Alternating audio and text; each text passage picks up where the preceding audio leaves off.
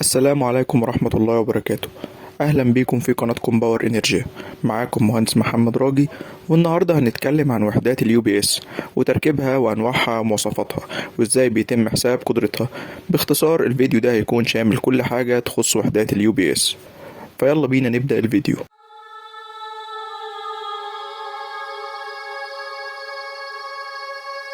اليو بي اس هو اختصار لكلمة Uninterruptible Power Supply، أو ما يعرف باسم مزودات الطاقة الاحتياطية.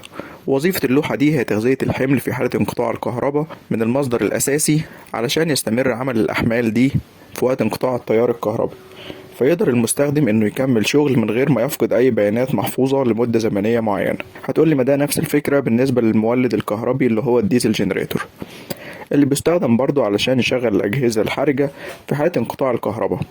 هقولك لأ، هنا في فرق مهم وجوهري بينهم، وده اللي بيميز أجهزة اليو بي اس عن الجنريتور. والفرق ده هو إن لما بيتم انقطاع التيار الكهربي من مصدر الكهرباء الرئيسي المين سورس، بيحتاج الجنريتور عدد من الثواني أو الدقايق علشان يشتغل ويبدأ يغذي الأحمال المتوصل بيها. وعلى الرغم من صغر الفترة الزمنية دي، إلا إن في أجهزة ما ينفعش ينقطع عنها التيار أبدا، وما ينفعش تفصل ولو حتى ثواني، زي الأجهزة الطبية اللي لو فصلت لمدة ثواني أو دقايق ممكن تتسبب في وفيات كتيرة، وزي أجهزة الأمن والإنذار اللي لو فصلت لمدة دقايق ممكن تتسبب في حدوث مشاكل كتيرة وحرائق وسرقات. أما في حالة وجود وحدات اليو بي اس، لما الكهرباء بتفصل من المصدر الرئيسي، الأجهزة والأحمال ما بتفصلش لأنها بتكون متوصلة بوحدات اليو بي اس، وبالتالي بتشغل أحمال الطوارئ والأحمال الحرجة خلال الفترة اللي بيحتاجها الجنريتور علشان يشتغل ويبدأ يغذي الأحمال. علشان كده هنلاقي ان في كتير من انظمة الامرجنسي بيتم استخدام اليو بي اس والجنريتور الاتنين مع بعض، بحيث ان لما التيار يتفصل من المصدر الرئيسي يبدأ اليو بي اس يغذي احمال الطوارئ لحد ما الجنريتور يشتغل، وهنا يبدأ يفصل اليو بي اس ويبدأ الجنريتور يغذي احمال الطوارئ لحد ما التيار يرجع من المصدر الاساسي، وبكده يبقى احمال الطوارئ عندنا مفصلتش ابدا. فاليو بي اس هو عبارة عن شبكة من التغذية الكهربية الفورية اللي بتستخدم لتغذية الأجهزة الكهربية اللي بتتأثر بانقطاع التيار الكهربي ولو لوقت قليل، زي الأجهزة الطبية وأجهزة الأمن وأجهزة الكمبيوتر والسيرفرات. والأحمال دي بتسمى بالأحمال الحرجة أو أحمال الطوارئ. وبتتكون وحدات اليو بي اس في الأغلب من بطاريات بجهد 12 فولت، وبتتوصل مع بعضها على التوالي علشان توصل لجهد الشبكة العامة اللي بيكون 110 فولت أو 220 فولت على حسب البلد، ده لو كان سنجل فيز، أو 380 فولت في حالة الثري فيز. وبيكون عددها حسب الاستطاعة والقدرة اللازمة للأجهزة المهمة اللي بتحتاج للنوع ده من التغذية الفورية. والفكرة العامة لعمل وحدات اليو بي اس هي الشحن والتفريغ، بحيث ان في حالة وجود مصدر التيار الكهربي الرئيسي، فان الريكتيفاير بيحول التيار المتردد الاي سي اللي جاي من مصدر الكهرباء الرئيسي الى تيار مستمر دي سي اللي بيتخزن في البطاريات بتاعة اليو بي اس. وفي حالة انقطاع التيار الكهربي من المصدر الرئيسي، بيتحرك التيار المستمر اللي متخزن في البطاريات ناحية الانفرتر علشان يحول التيار المستمر الدي سي الى تيار متردد اي سي علشان يبدأ يغذي احمال الامرجنسي اللي متوصلة باليو بي اس.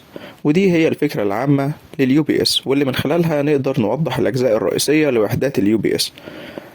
فوحدات اليو بي اس بتتكون من اجزاء اساسيه هتلاقيهم موجودين في كل انواع اليو بي اس، واجزاء تانية فرعيه هتلاقيها بتختلف من نوع للتاني بناء على طريقه التشغيل او السيكونس اوف اوبريشن اللي بيشتغل بيه النوع ده من اليو بي اس.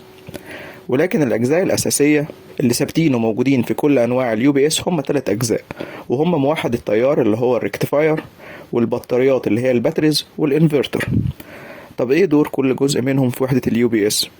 فأول جزء اللي هو موحد التيار أو الريكتيفاير، وده دوره هو تحويل التيار المتردد اللي جاي من الشبكة الرئيسية ال AC إلى تيار مستمر DC. أما الجزء التاني اللي هو البطاريات أو الباتريز، فدورها هو تخزين التيار المستمر اللي جاي من الريكتيفاير.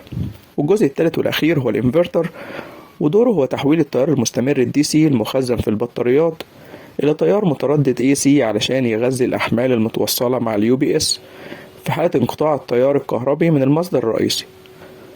وزي ما قلنا في انواع مختلفة من اليو بي اس. فايه هي انواع اليو بي اس؟ في 4 انواع من اليو بي اس، وهم الاوفلاين يو بي اس او ما يعرف باسم الستاند باي يو بي اس، والدبل كونفرجن يو بي اس، والدلتا كونفرجن اونلاين يو بي اس، واللاين انتراكتيف يو بي اس. فخلينا نشرح كل نوع منهم بالتفصيل ومميزات وعيوب كل نوع من انواع اليو بي اس. فأول نوع وهو الأوفلاين يو بي اس أو ما يعرف باسم الستاند باي يو بي اس، وبيتكون النوع ده من التلات أجزاء الرئيسية اللي اتفقنا عليهم، وهم الريكتيفاير والباتريز والإنفرتر، بالإضافة إلى فلتر وترانسفر سويتش وسيرج سوبرايزر. وبيتم استخدام النوع ده من اليو بي اس مع الأحمال اللي ليها قدرات منخفضة اللي أقل من نص كيلو فولت أمبير زي الكمبيوتر. وزي ما وضحنا قبل كده، ففي الحالة الطبيعية بيتم تغذية الحمل من المصدر الرئيسي، وفي نفس الوقت بيقوم الريكتيفاير بتحويل جزء من التيار ده لتيار مستمر دي سي علشان يشحن ويتخزن داخل البطاريات. أما في حالة انقطاع التيار من المصدر الرئيسي، فبيكون مصدر تغذية الأحمال هو البطاريات، عن طريق إنها بتقوم بتفريغ التيار المستمر المخزن بداخلها علشان الانفرتر يحوله لتيار متردد اللي من خلاله بيتم تغذية الأحمال. وفي النوع ده من اليو بي اس بتكون الفترة الزمنية اللي بيتم فيها التحويل من التغذية الرئيسية للتغذية الاحتياطية أو ما يعرف باسم الترانزيانت تايم أو زمن الانتقال بتكون ربع دورة اللي هي 50 ملي سكند. وفي النوع ده من اليو بي اس بيتم استخدام السيرج سوبرايزر، وده عبارة عن نوع من المرشحات أو الفلترز، وده بيستخدم لحماية الأجهزة الكهربية من التغيرات المفاجئة في التيار. والسيرج سوبرايزر بيستخدم بكثرة في الأجهزة الحساسة. أما بالنسبة لمميزات الأوفلاين يو بي اس أو الستاند باي يو بي اس، فهي تصميم الأوفلاين يو بي اس غير معقد وبسيط. تاني ميزة إن كفاءته بتكون عالية وتكلفته قليلة وحجمه بيكون صغير. أما بالنسبة للعيوب، فهي إن مفيش عزل كامل ما بين الحمل والتيار المتردد اللي جاي من المصدر الرئيسي. وتاني عيب هو إن مفيش تنظيم للجهد اللي خارج من اليو بي اس No Voltage Regulation. أما تالت عيب للأوفلاين يو بي اس، فهو إن زمن الانتقال أو الترانزيانت تايم اللي بيحتاجه عشان يحول من التغذية الرئيسية للتغذية الاحتياطية بيعتبر كبير نوعا ما. أما رابع عيب للأوفلاين يو بي اس هو إن أداؤه بيكون ضعيف مع الأحمال الخطية Non Linear Loads. أما النوع الثاني من أنواع اليو بي اس فهو الدبل كونفرجن يو بي اس، وبيستخدم النوع ده لتغذية الأحمال اللي ليها قدرات أعلى من 10 كيلو فولت أمبير. وبيتكون الدبل كونفرجن يو بي اس من الثلاث أجزاء الأساسية اللي اتكلمنا عليهم، وهم الريكتيفاير والباتريز والإنفرتر، بالإضافة إلى باي باس سويتش. ففي الحالة الطبيعية بيقوم الريكتيفاير بتحويل التيار المتردد اللي جاي من المصدر الأساسي إلى تيار مستمر. جزء من التيار المستمر ده بيستخدم في شحن البطاريات، والجزء الثاني بيقوم بتغذية الحمل بالتيار اللازم بعد تحويله مرة أخرى إلى تيار متردد عن طريق الإنفرتر. أما في حالة انقطاع التيار من المصدر الأساسي، فبيكون مصدر التغذية في الحالة دي هو البطاريات، عن طريق إنها بتفرغ التيار المستمر اللي متخزن فيها، وبيقوم الإنفرتر بتحويل التيار ده إلى تيار متردد علشان يغذي الحمل. فمهم جدا عند تصميم النوع ده من اليو بي اس إننا نراعي إن اليو بي اس يكون بقدرة كافية علشان يقدر يغذي الحمل وفي نفس الوقت يشحن البطاريات. وبيتم استخدام الباي باس سويتش في حالات الصيانة أو إصلاح اليو بي اس في حالة وجود عطل أو في حالة الأوفرلود أو أوفر تمبريتشر، بحيث يتم قفل السويتش عشان يوفر مسار بديل لتغذية الحمل من المصدر الرئيسي وفصل اليو بي اس تماما. أما مميزات الدبل كونفرجن يو بي اس هي إن زمن الانتقال أو الترانزيانت تايم بتاعه بيكون صفر، أو بمعنى أصح النوع ده ما بياخدش وقت علشان يبدأ يغذي الحمل في حالة انقطاع التيار من المصدر الأساسي. وتاني ميزة للدبل كونفرجن يو بي اس هو إنه بيقدر يشتغل في خلال مدى واسع من تغيرات الجهد، وبيقوم بتنظيم جهد المصدر الرئيسي عن طريق إنه بيقوم بتثبيت الجهد في حالة الارتفاع أو الانخفاض. أما بالنسبة لعيوب الدبل كونفرجن يو بي اس، فهي إن كفاءة النوع ده من اليو بي اس بتكون منخفضة، والهارمونكس في النوع ده بتكون عالية، وبالتالي بيحصل تشويه أو ديستورشن في موجة التيار المتردد اللي جاية من المصدر الرئيسي بسبب الانفرتر. وعلشان يتم حل المشكلة دي بيتم استخدام دائرة بي سي فلتر، وده بيتسبب في زيادة تكلفة النوع ده من اليو بي اس. أما النوع الثالث من أنواع اليو بي اس فهو الدلتا كونفرجن اونلاين يو بي اس، وبيستخدم النوع ده في تغذية الأحمال اللي بتتراوح قدرتها ما بين 5 كيلو فولت أمبير إلى 1.6 ميجا فولت أمبير. والنوع ده بيعتبر تطوير للدبل كونفرجن يو بي اس. فالنوع ده من اليو بي اس بيلافي وبيعالج العيوب الموجودة في الدبل كونفرجن يو بي اس، واللي كانت بتتمثل في ان قدرة الحمل اللي احنا عايزين نغذيه من خلال اليو بي اس بيتم سحبها عن طريق الريكتيفاير والانفرتر، وده اللي بيسبب الهارمونكس العالية اللي كانت موجودة في الدبل كونفرجن يو بي اس، وبالتالي كان بيتسبب في تقليل الكفاءة الكلية للدبل كونفرجن يو بي اس. ودي الحاجات اللي بيعالجها الدلتا كونفرجن اونلاين يو بي اس. والنوع ده بيتكون من نفس الكومبوننت اللي بيتكون منها الدبل كونفرجن يو بي اس، ولكن بيزيد عليهم دلتا ترانسفورمر. ففي الحالة الطبيعية بيتم إمداد جزء من القدرة المطلوبة عن طريق الدلتا ترانسفورمر، والجزء التاني من خارج الانفرتر بعد تحويل التيار، وفي نفس الوقت بيتم شحن البطاريات. أما في حالة انقطاع التيار من المصدر الرئيسي بتقوم البطاريات بتفريغ التيار المستمر اللي متخزن جواها، وبيحولوا الانفرتر لتيار متردد عشان يغذي الأحمال. أما آخر نوع من أنواع اليو بي اس فهو اللاين انتراكتيف يو بي اس، وبيستخدم النوع ده في تغذية الأحمال الصغيرة اللي قدرتها بتكون أقل من 5 كيلو فولت أمبير زي السيرفرات. وبيتكون النوع ده من البطاريات والانفرتر وترانسفر سويتش، وبيكون الانفرتر دايما متوصل بخارج اليو بي اس أو بالأحمال المطلوب تغذيتها. في الحالة الطبيعية بيتم غلق ترانسفر سويتش علشان يمر التيار من المصدر الرئيسي للحمل، وفي نفس الوقت بيشتغل الانفرتر بطريقة عكسية بحيث انه بيحول التيار المتردد اللي جاي من المصدر لتيار مستمر علشان يشحن البطاريات. فالانفرتر هنا كمان بيقوم بدور الريكتيفاير.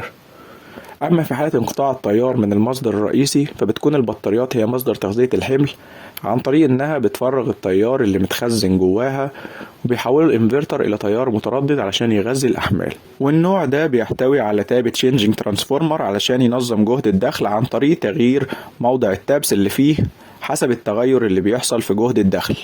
اما بالنسبة لمميزات اللاين انتراكتيف يو بي اس فهي ان تصميمه سهل وبسيط وغير معقد، الكفاءة بتاعته عالية، تكلفته قليلة مقارنة بالاونلاين يو بي اس. وكمان من مميزاته انه بيقوم بتثبيت جهد المصدر عن طريق تثبيت الجهد في حالة الارتفاع والانخفاض، وده طبعا بسبب وجود التاب تشينجينج ترانسفورمر فيه. اما بالنسبة لعيوب اللاين انتراكتيف يو بي اس فهو في نفس العيب اللي موجود في الاوفلاين يو بي اس، وهو ان مفيش عزل كامل ما بين الحمل والتيار المتردد اللي جاي من المصدر الرئيسي. وبيتم حل المشكلة دي عن طريق استخدام محول عزل ايزوليتد ترانسفورمر عند خارج اليو بي اس، ولكن طبعا ده بيزود من تكلفة النوع ده من اليو بي اس. اما بالنسبة لطريقة توصيل اليو بي اس فاليو بي اس بيتوصل مع الجنريتور عن طريق لوحة الاي تي اس اللي هي الاوتوماتيك ترانسفير سويتش. فاللوحة دي بتحتوي على مدخلين ومخرج واحد، مدخل منهم بيكون جاي من مصدر التغذية الرئيسي، والمدخل التاني بيكون جاي من الجنريتور، والمخرج بيكون متوصل باليو بي اس واحمال الطوارئ. طيب احنا كده عرفنا ايه هو اليو بي اس وايه هي انواعه ومميزات وعيوب كل نوع منهم. ازاي بقى اقدر احدد اليو بي اس اللي انا محتاجه وقدرته وعدد البطاريات اللي هستخدمها فيه؟ في علاقات وقوانين من خلالها بنقدر نحدد الكلام ده. فبنقدر نحدد قدرة اليو بي اس اللي احنا محتاجينه من خلال العلاقة اللي ظاهرة قدامنا دلوقتي، وهي ان اليو بي اس باور بالكيلو فولت امبير بتساوي التوتال لود باور بالكيلو فولت امبير اللي هي قدرة الاحمال كلها بالكيلو فولت امبير في 1.2. وبالتالي عشان انا احسب قدرة اليو بي اس اللي انا محتاجها بجيب قدرة الاحمال الحرجة كلها اللي انا عايز اوصلها على اليو بي اس الكيلو فولت امبير واضربها في 1.2. طيب انا كده جبت قدرة اليو بي اس اللي انا محتاجه، عايز احدد بقى سعة وعدد بطاريات اليو بي اس. فدي بنقدر نحسبها من العلاقة اللي قدامنا دلوقتي، وهي الواتس بير سيل بتساوي التوتال لود باور بالكيلو فولت امبير في الباور فاكتور على الانفرتر افيشنسي في النمبر اوف سيلز، بحيث ان التوتال لود باور دي اللي هي القدرة الكلية للأحمال الحرجة اللي احنا عايزين نوصلها على اليو بي اس، ودي بالكيلو فولت امبير في الباور فاكتور بتاع الأحمال دي على الانفرتر افيشنسي اللي هي الكفاءة بتاعة الانفرتر في عدد خلايا البطارية اللي هو النمبر اوف سيلز.